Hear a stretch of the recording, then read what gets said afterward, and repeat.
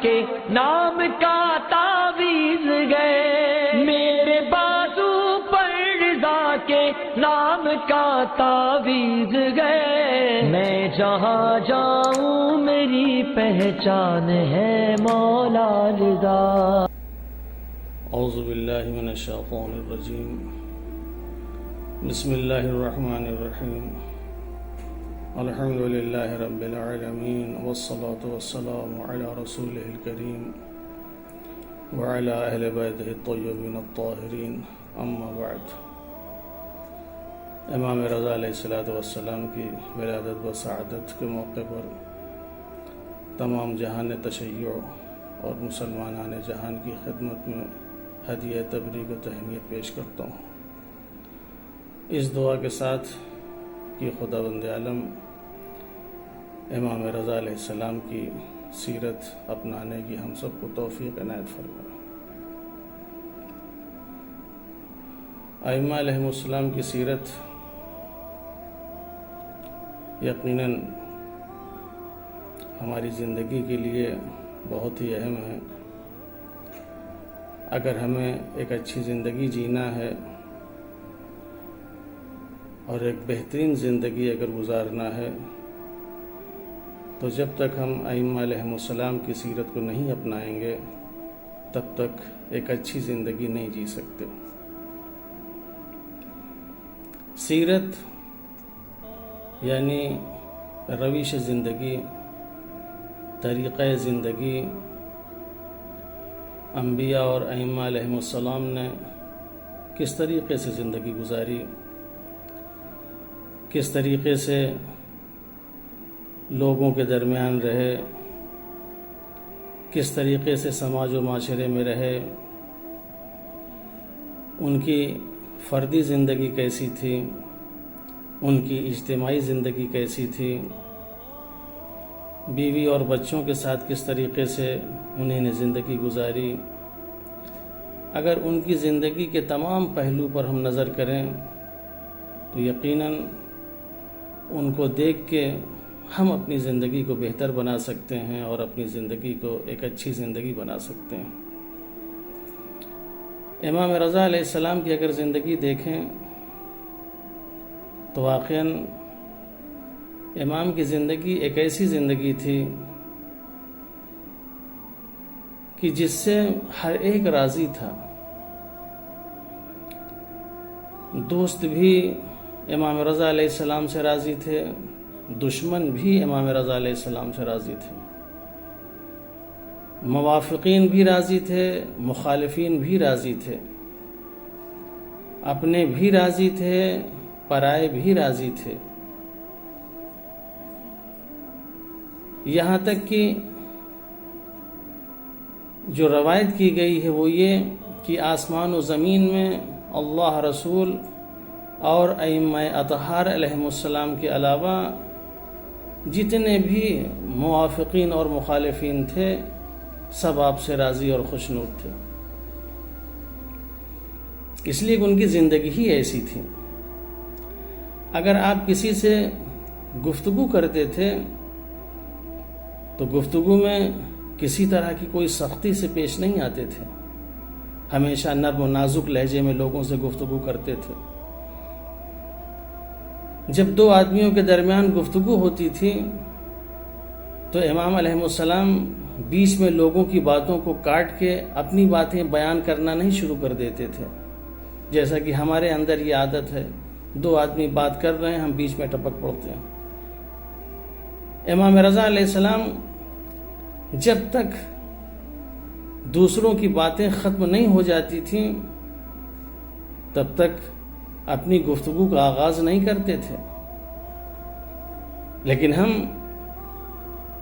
اتنا صبر نہیں کر پاتے، بیچ بیچ میں بولتے رہیں گے، بیچ بیچ میں ٹوکتے رہیں گے، چاہے کسی کی گفتگو ختم ہوئی ہو یا نہ ختم ہوئی ہو۔ جب بھی امام علیہ السلام کے پاس سائل آتے تھے تو امام کی پوری کوشش یہی ہوتی تھی کوئی سائل ہمارے دروازے سے خالی نہ جائے، ہر سائل کی مراد کو پوری کرنے کی کوشش کرتے تھے، سائل کا احترام کرتے تھے، اگر امام کی اس سیرت اور اس طریقے زندگی سے ہم نے سبق لیا ہوتا تو آج ہمارے یہاں بھی سائلوں کا احترام ہوتا، سائلوں کا ہم خیال کرتے، ان کو ہم محروم نہ کرتے، ان کو اپنے ہم دروازے سے واپس نہ کرتے۔ امام علیہ السلام جب اپنے دوست و احباب ہم نشینوں کے ساتھ بیٹھتے تھے تو کبھی پیر پھیلا کے نہیں بیٹھتے تھے، اس ادب کا خیال رکھتے تھے۔ ہم نشین بھی خوش ہوتے تھے کہ امام ہوتے ہوئے بھی ہمارا اتنا خیال، اتنا احترام کہ ہمارے درمیان بیٹھے ہوئے ہیں مگر کبھی پیر نہیں پھیلایا انہی نے۔ اگر لوگوں کے سامنے بیٹھے ہوئے ہیں کبھی ایسا ہوتا ہے تکیہ رکھا ہوا ہے، لوگ تکیہ لگا کے بیٹھ جاتے ہیں، لیٹ جاتے ہیں، لیکن امام علیہ السلام چاہے کسی بھی محفل میں ہوں، کسی بھی مجلس میں ہوں، کبھی ایسا نہیں کرتے تھے۔ امام رضا علیہ السلام کو کسی نے تھوکتے ہوئے، ناک صاف کرتے ہوئے، قہقہہ لگاتے ہوئے نہیں دیکھا۔ اتنی ان تمام چیزوں کی رعایت کرتے تھے۔ لیکن آج ہمارے یہاں اگر آپ دیکھیں یہ ساری چیزیں نظر آئیں گی، جبکہ سامنے والا گھن محسوس کرتا ہے، نفرت کرتا ہے کہ کس طریقے سے تھوک رہے ہیں، کس طریقے سے ناک صاف کر رہے ہیں محفل کے درمیان، مجلس کے درمیان، لیکن انسان اپنا کام کرتا رہتا ہے۔ یہ صرف وجہ یہی ہے کہ ہم سیرت سے دور ہیں، ہم امام کی زندگی سے دور ہیں۔ اگر امام کی زندگی واقعاً ہمارے پیش نظر ہوتی تو ہم بھی ان تمام چیزوں کا خیال کرتے۔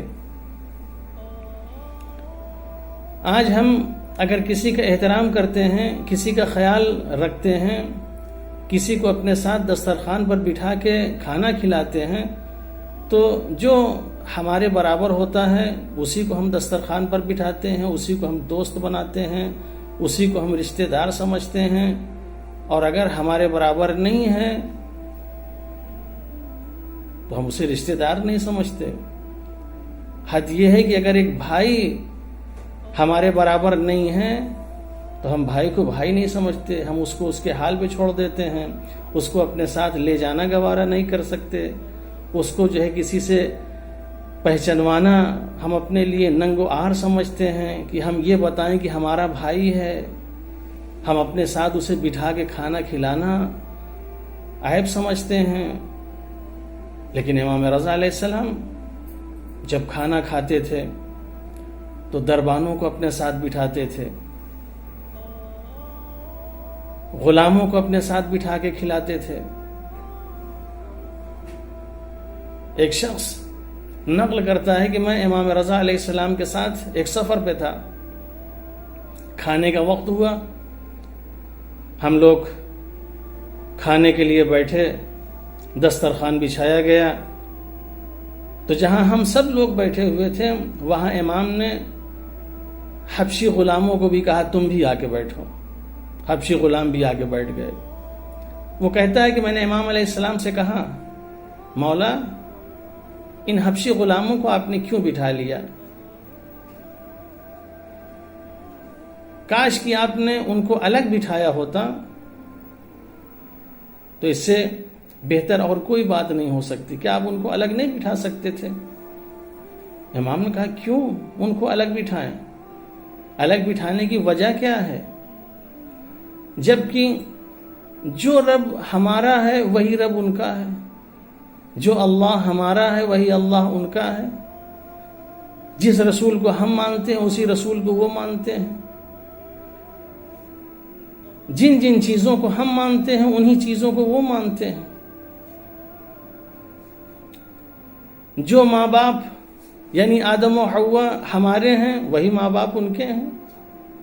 نہ رب میں کسی طرح کا کوئی فرق ہے، نہ ماں باپ میں کسی طرح کا کوئی فرق ہے، نہ دین میں فرق ہے، نہ کتاب میں فرق ہے۔ ایک جزا اور اعمال پر موقوف ہے. تو صرف جب جزا اور سزا یہ اعمال کے اوپر موقوف ہے تو اس کی وجہ سے ہم ان کو الگ کیوں بٹھائیں؟ ہم کیوں تفریق کریں؟ ہم کیوں ایک دوسرے کے درمیان جدائی پیدا کریں؟ یہاں جو کچھ بھی ہے سب اعمال اور جزا کی بنیاد پہ ہے. باقی ساری چیزیں ہماری ایک ہیں تو ہم ان کو الگ نہیں کر سکتے. لیکن آج ہمارے دسترخوان پہ دیکھیں، امیر نظر آئیں گے، غریب نظر نہیں آئیں گے، آقا نظر آئیں گے، غلام نظر نہیں آئیں گے. کاش کہ اگر امام رضا علیہ السلام کی زندگی سے ہم نے درس لیا ہوتا تو آج ہمارے دسترخوان بھی غریبوں سے آباد ہوتے. اور جب غریبوں سے دسترخوان آباد ہوتے تو ان دسترخوانوں پر برکت بھی ہوتی، خدا کی رحمت بھی ہوتی. خداوند عالم ہمیں بہترین توفیق سے نوازتا. آج شادیوں میں جب ہم بلاتے ہیں تو غریبوں کو نہیں بلاتے، فقیروں کو نہیں بلاتے، ہم مالداروں کو بلاتے ہیں. روایت میں ہے، حدیث میں ہے کہ ایسی دعوت میں شرکت کرنا جہاں سب امراء اور سب مالدار لوگ ہوں، ایسی دعوت میں شرکت کرنا مکروہ ہے، کراہیت ہے. جہاں غریب نہ ہو، صرف اور صرف مالدار لوگ ہوں. اور واقعاً آج ہمیں ہر جگہ مالدار اور ایسے لوگ نظر آتے ہیں. یہی امام رضا علیہ السلام کی زندگی تھی جس کی وجہ سے کوئی ایسا نہیں تھا جو امام سے راضی نہ ہو. سب کے سب امام سے راضی تھے، سب کے سب امام سے خوش تھے. آقا بھی امام سے خوش ہے، غلام بھی امام سے خوش ہے، اپنے بھی خوش ہیں، پرائے بھی خوش ہیں، جتنے تھے سب خوش ہیں. یہی وجہ ہے، اس خوشی کی وجہ یہی ہے. اس خوشی کی وجہ سے، اس رضا کی وجہ سے کہ جہاں اللہ، رسول اور تمام لوگ راضی تھے، امام رضا علیہ السلام کو اس لقب سے نوازا گیا. آج یہ لفظ رضا جو ایک دوسرے سے راضی ہونا ہم سنتے تو ہیں لیکن ہماری زندگی میں نظر نہیں آتا. کاش کہ امام رضا علیہ السلام کے اس لقب کو ہم نے صحیح سے پڑھ لیا ہوتا، اس پر غور کر لیا ہوتا، فکر کر لیا ہوتا تو آج اس سے جو ہم محروم ہیں، ہماری زندگیوں میں جو یہ لفظ نظر نہیں آتا، ہم اس سے محروم نہ رہتے. خدا بھی ہم سے خوش ہوتا، رسول بھی ہم سے خوش ہوتے، اہل بیت بھی ہم سے خوش ہوتے. لیکن آج ہمارے درمیان جو رضایت ہے صرف اور صرف یک طرفہ ہے. ہم اللہ سے خوش ہیں، اللہ ہم سے خوش نہیں ہے. ہم رسول سے خوش ہوں، اگر رسول ہم سے خوش نہ ہو تو ہماری خوشی کا کوئی فائدہ نہیں ہے. ہم اہل بیت سے راضی ہوں، اہل بیت اگر ہم سے راضی نہ ہوں تو ہماری رضایت کسی کام کی نہیں ہے. ہم کو بھی راضی ہونا چاہیے، اللہ کو بھی راضی ہونا چاہیے. رضی اللہ عنہم ورضوا عنہ، اللہ بھی ان سے راضی ہو تو اس سے بڑی بات کیا ہو سکتی ہے. اور ایسے لوگ تھے کہ جن سے واقعاً اللہ راضی تھا.